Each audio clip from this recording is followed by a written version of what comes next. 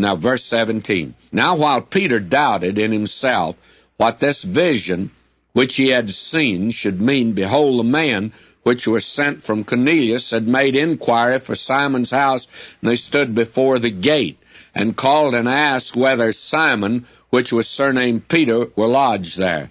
While Peter thought on the vision, the Spirit said unto him, Behold, 3 men seek thee. Arise, therefore, get thee down, go with them, doubting nothing, for I have sent them. Now Simon Peter is to go to Caesarea, asking no questions. Then Peter went down to the men which were sent unto him from Cornelius, and said, Behold, I am he whom ye seek. What's the cause whereof ye are come? And now they give the explanation. They said, Cornelius, the centurion, a just man, one that feareth God and of good report among all the nation of the Jews, was warned from God by a holy angel to send for thee into his house and to hear of thee. Then called he them in and lodged them, and on the morrow Peter went away with them, and certain brethren from Joppa accompanied him. Now there's quite a little delegation going up.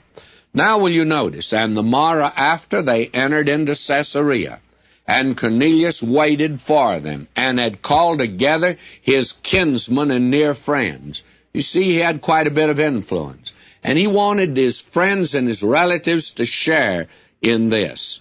And so he went in, and as Peter was coming in, Cornelius met him and fell down at his feet and worshipped him. You see, Cornelius is a pagan. He's heathen.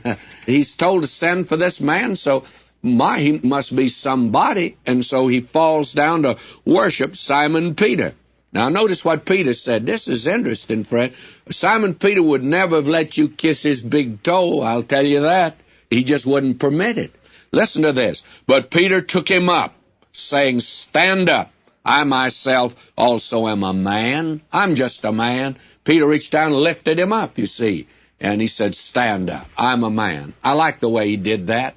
Now, notice what he does here in Caesarea. And he broke, actually, the first rule of homiletics in his message. He offers an apology. Will you notice this, what he says here? And as he talked with him, he went in and found many that were come together. Simon Peter still doesn't quite understand, and he's at the home of a Gentile. Listen to him now. He said unto them, Ye know how that it is unlawful thing for a man that's a Jew to keep company or come unto one of another nation.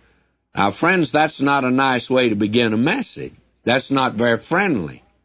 But God hath showed me that I should not call any man common or unclean. My friend, that is an insult.